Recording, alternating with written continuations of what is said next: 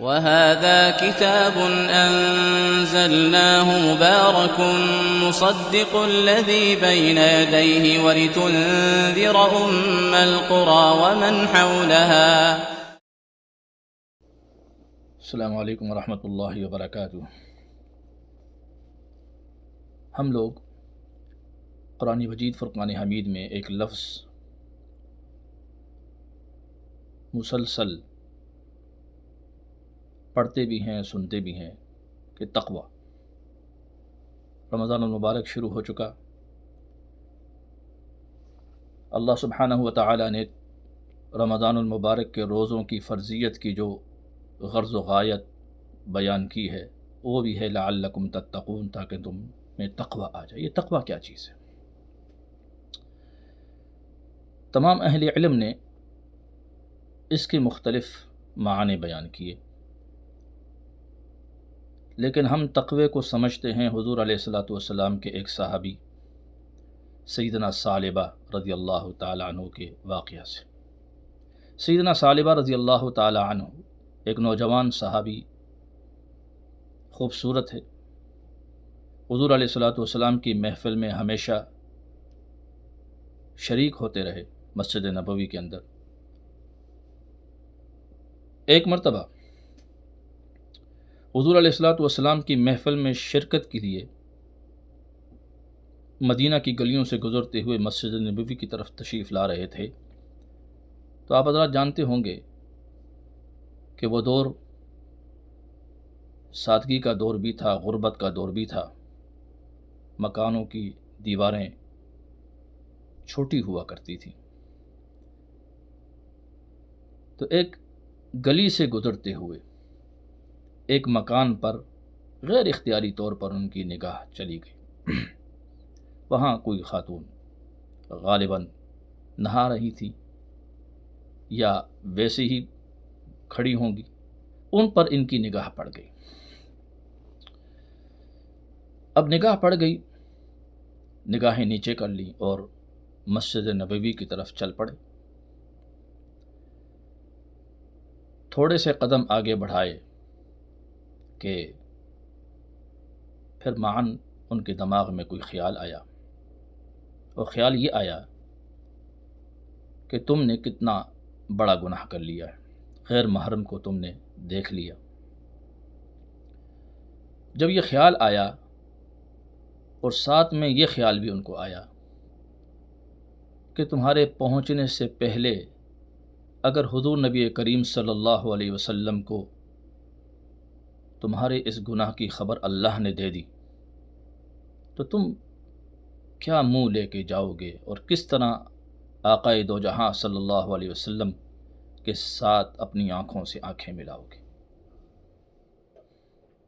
اب یہ خیال جب آیا تو مسجد نبوی نہیں گئے بلکہ واپس پلٹ گئے اور مدینہ شہر چھوڑ دیا۔ کئی دن مسجد نبوی میں حاضری نہیں ہوئی، 2-3 دن گزر گئے تو حضور علیہ الصلاۃ والسلام نے صحابہ سے پوچھا کہ ثعلبہ کہاں ہے؟ ہر روز آتا تھا، 2-3 دن سے ہم نہیں دیکھ رہے۔ صحابہ نے بھی عرض کیا کہ ہم نے بھی انہیں نہیں دیکھا۔ حضور علیہ الصلاۃ والسلام پریشان ہوئے۔ یہ ہے مسجدوں کی برکت۔ جب انسان مساجد کے ساتھ جڑتا ہے، 5 وقت آنا جانا ہوتا ہے،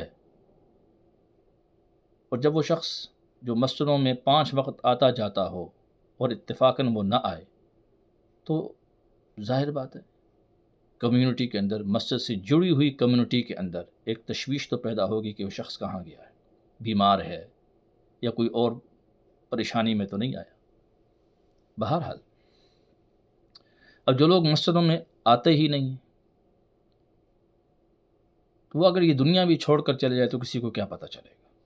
تو یہ ایک بہت بڑی برکت ہے مسجد کے ساتھ جڑنے کی۔ حضور علیہ الصلاۃ والسلام پریشان ہوئے تو اللہ نے وحی بھیج دی، وہ ساری صورتحال واضح کر دی اور یہ بھی بتا دیا کہ ثعلبہ کہاں ہے۔ حضور علیہ الصلاۃ والسلام نے 2 صحابہ کے ذمے لگا دیا، جن میں ایک شاید سیدنا عمر فاروق رضی اللہ تعالیٰ کہ فلاں مقام پر ثعلبہ ہوں گے، جا کے اس کو لے آؤ، اور یہ نہیں بتایا کہ وہ اس مقام پر کیوں گئے ہیں۔ پردہ پوشی، کسی سے اگر کوئی گناہ سرزد ہو جائے تو مکمل پردہ پوشی ہے،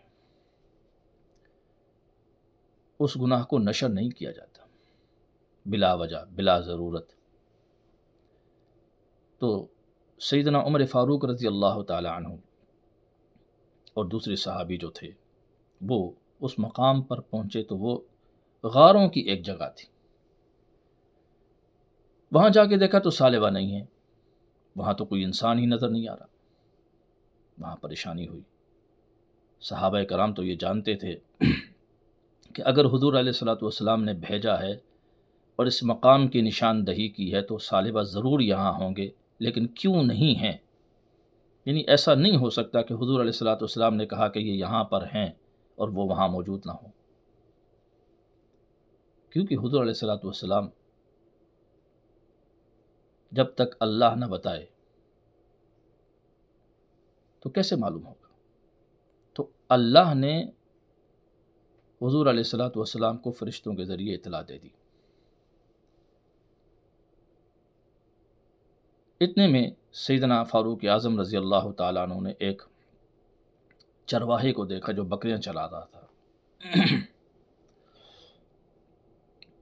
اور جا کر اس سے بات کی سیدنا فاروق اعظم رضی اللہ تعالیٰ کہ یہاں پر کوئی اس شکل و شباہت کا کوئی نوجوان ہے؟ تو وہ کہنے لگا ہاں ہے، لیکن اس وقت تو وہ نظر نہیں آتا، وہ جب اس وقت پتہ نہیں کون سے غار میں ہوگا، بڑے غار ہیں یہاں پر، اور جب سورج غروب ہوتا ہے، مغرب کا ٹائم ہوتا ہے، تو پھر وہ میدان میں آتا ہے، روتا ہے، آسمان کی طرف نگاہیں اٹھا کر گڑ گڑاتا ہے، پتہ نہیں اس سے کیا ہوا ہے۔ تو اگر تم اس کو لینے آئے ہو تو مغرب تک ویٹ کرو۔ چنانچہ وہ رکے، ظاہر بات ہے حضور علیہ الصلوۃ والسلام نے کہا تھا کہ اس کو لے کر آؤ، تو لے کر جانا ہے۔ جیسے ہی سورج غروب ہوا تو دیکھا کہ ایک غار سے وہ نکلے ہیں باہر اور رو رہے ہیں، اللہ سے معافی مانگ رہے ہیں۔ تو سیدنا فاروق اعظم رضی اللہ تعالیٰ عنہ ان کے قریب گئے، ان کے کندھوں پہ ہاتھ رکھا اور کہنے لگے ثعلبہ تمہیں حضور صلی اللہ علیہ وسلم بلا رہے ہیں۔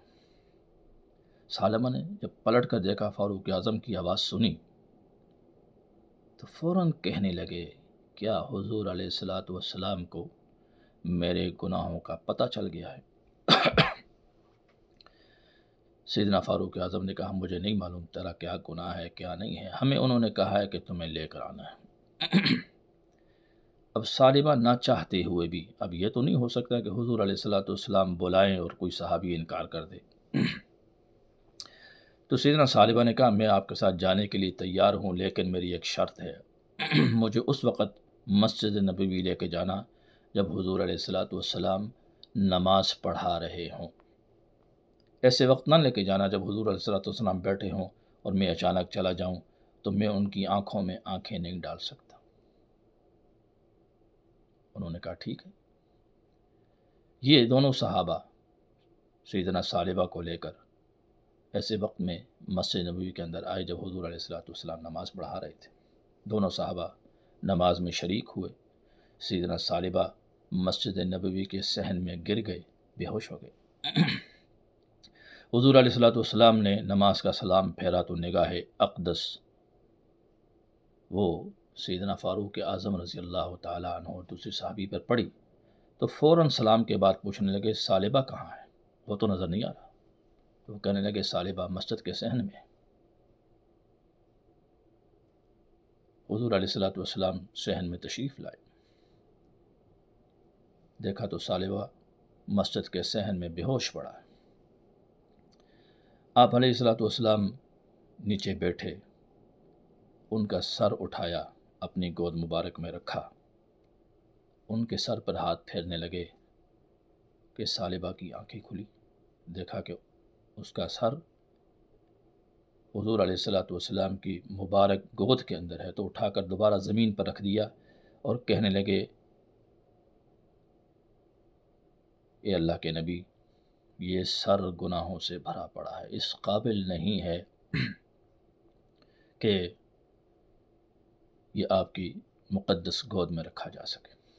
حضور علیہ الصلوۃ والسلام نے بڑی تسلی دی ان کو کہ ایسا کون سا گناہ ہے جو اللہ معاف نہیں کرتا، اللہ سے معافی مانگ لو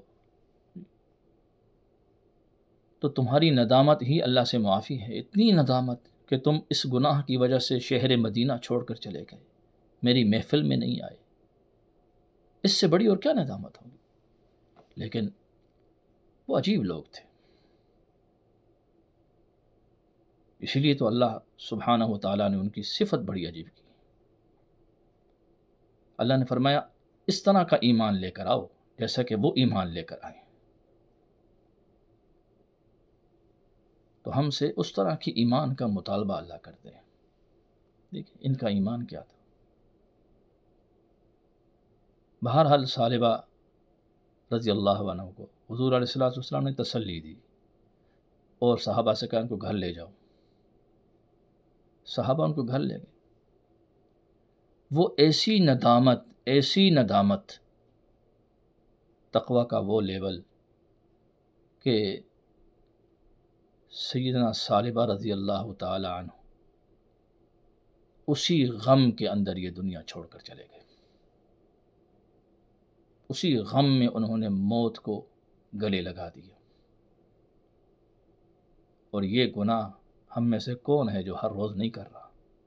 اختیاری طور پر یا غیر اختیاری طور پر ہم میں سے ہر ایک کے ساتھ ہوتا ہے، لیکن ان کے دل اتنے اللہ نے صاف کر رکھے تھے، ایسا تزکیہ کیا کہ وہ یہ گناہ بھی نہیں برداشت کر سکے۔ پھر حضور علیہ الصلوۃ والسلام کو خبر دی گئی کہ ثعلبہ دنیا چھوڑ گیا۔ تو حضور علیہ الصلوۃ والسلام نے کہا اس کی تدفین کا انتظام کرو، اور جب سب کچھ ہو جائے مجھے بتانا، جنازہ میں خود پڑھاؤں گا۔ حضور علیہ الصلوۃ والسلام نے خود جنازہ پڑھایا، خود اپنے ہاتھوں سے ان کو قبر میں اتارا ہے۔ کیسے خوش نصیب لوگ تھے یہ لوگ! یہ ہے اصل میں تقوی۔ اگر ہمیں اس کا ایک حصہ بھی مل جائے تو ہماری زندگی نور کی روشنیوں سے بھر جائے۔ اللہ تعالی ہمیں اس طرح کا ایمان اور اس طرح کا تقوی نصیب فرمائے۔ سبحانک اللہم و بحمدک، اشہد ان لا الہ الا انت، استغفرک و اتوب الیک۔